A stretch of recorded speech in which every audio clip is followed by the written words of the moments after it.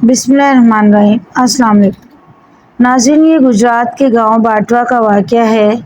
وہاں کا ایک نوجوان عبدالستار گھریلو حالات خراب ہونے پر کراچی گیا اور وہاں جا کر کپڑے کا کاروبار شروع کر لیا۔ ایک دفعہ کپڑا خریدنے مارکیٹ گیا، وہاں ایک ڈاکو نے مزاحمت پر ایک شخص کو چاقو مار دیا تو وہ زخمی ہو کر زمین پر گر کر تڑپنے لگا۔ لوگ زخمی کے گرد گھیرا ڈال کر تماشا دیکھتے رہے۔ وہ شخص تڑپ تڑپ کر مر گیا۔ نوجوان عبدالستار کے دل پر داغ پڑ گیا۔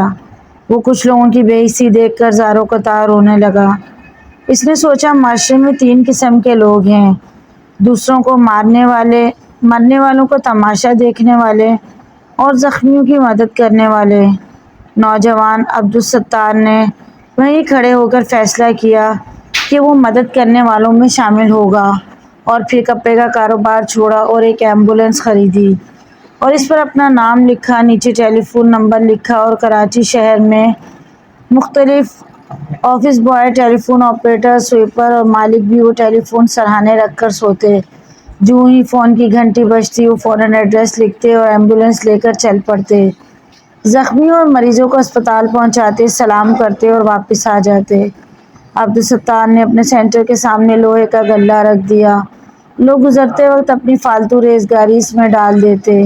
یہ سینکڑوں سکے اور چند نوٹ اس ادارے کا کل اثاثہ تھے۔ ایک دفعہ وہ فجر کی نماز پڑھنے مسجد گئے تو وہاں مسجد کی دہلیز پر کوئی نوزائیدہ بچہ چھوڑ گیا تھا۔ مولوی صاحب نے بچے کو ناجائز قرار دے کر قتل کرنے کا ارادہ کیا۔ لوگ بچے کو مارنے کے لیے لے جا رہے تھے۔ عبدالستار پتھر اٹھا کر ان کے سامنے کھڑے ہو گئے، ان سے بچہ لے لیا، بچے کی پرورش کی۔ آج وہ بچہ بینک میں بڑا آفیسر ہے اور اسلام کا بہت بڑا داعی ہے۔ عبدالستار نعشیں اٹھانے بھی جاتے ہیں۔ ایک دفعہ انہیں پتہ چلا کہ گندے نالے میں ایک لاش پڑی ہے اور اس کے گھر والے بھی اس لاش کو نکالنے کے لیے تیار نہیں۔ عبدالستار نالے میں اتر گیا، لاش نکالی، کفن دیا، غسل دیا، جنازہ پڑھایا اور اپنے ہاتھوں سے قبر کھود کر دفن کیا۔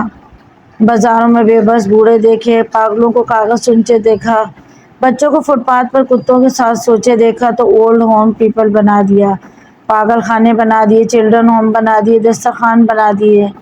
جب عورتوں کو مشکل میں دیکھا تو میٹرنٹی ہوم بنا دیا۔ لوگ ان کے جنون کو دیکھتے رہے، ان کی مدد کرتے رہے۔ یہ آگے بڑھتے رہے، یہاں تک کہ ایدھی فاؤنڈیشن ملک میں ویلفیئر کا سب سے بڑا ادارہ بن گیا۔ سن 2000 میں اس کا نام Guinness book of world record میں بھی آ گیا اور ایدھی ایمبولینس کے نام سے دنیا کی سب سے بڑی ایدھی سروس بھی چلنے لگی۔ جہاں پولیس مقابلہ ہوتا ہے، فسادات ہو رہے ہوتے، پولیس ڈاکو اور متحرک گروپ انہیں دیکھ کر فائرنگ بند کر دیا کرتے۔ ملک کا بچہ بچہ قائد اعظم اور علامہ اقبال کے بعد عبدالستار ایدھی کو جانتا ہے۔ عبدالستار ایدھی صاحب نے 2003 تک گندے نالوں سے تقریباً 8,000 لاشیں نکالیں، تقریباً 16,000 نوزائیدہ بچے پالے، ہزاروں بچیوں کی شادیاں کروائیں۔ وہ بہت سے ویلفیئر کے ادارے چلا رہے ہیں اور خود سال میں کوئی ایک سوٹ کپڑوں کا اور ایک جوڑا جوتوں کا استعمال کرتے۔ لوگ ان کے ہاتھوں کو چومتے تھے، عورتیں زیورات اتار کر ان کی جھولی میں ڈال دیتی، نوجوان اپنی موٹر سائیکلیں سڑکوں پر انہیں دے کر خود وین میں بیٹھ جاتے تھے۔ عبدالستار ایدھی آج اس دنیا میں نہیں ہیں، مگر ان کے بنائے ہوئے فلاحی ادارے دکھی انسانیت کی خدمت میں مصروف ہیں۔ اس دنیا میں خلق خدا پر اپنا سب کچھ قربان کرنے والے بہت ملتے ہیں اور ایدھی صاحب انہی میں سے ایک تھے۔ ہمارے پاس الفاظ نہیں کہ ان کی تعریف کر سکیں۔ اللہ پاک ایدھی مرحوم کو جنت الفردوس میں اعلیٰ مقام عطا فرمائے اور ان کو جزائے خیر عطا فرمائے۔ اللہ تک پہنچنے کے بہت سے راستے ہیں، مگر اللہ تک پہنچنے کا سب سے بہترین راستہ مخلوق کی خدمت ہے، اور اللہ سب سے زیادہ ناراض اس وقت ہوتا ہے جب کسی غریب، مسکین، مجبور اور یتیم کو دھکے دیے جاتے ہیں۔ ناظرین، اپنے ارد گرد غربا اور مجبوروں کو بن مانگے عطا کریں اور آپ کو بھی بن مانگے اور بے حساب دیا جائے گا۔ مزید ایسی ویڈیوز کے لیے چینل کو ضرور سبسکرائب کریں۔ ویڈیو پسند آئے تو لائک، شیئر، کمنٹ کیجیے۔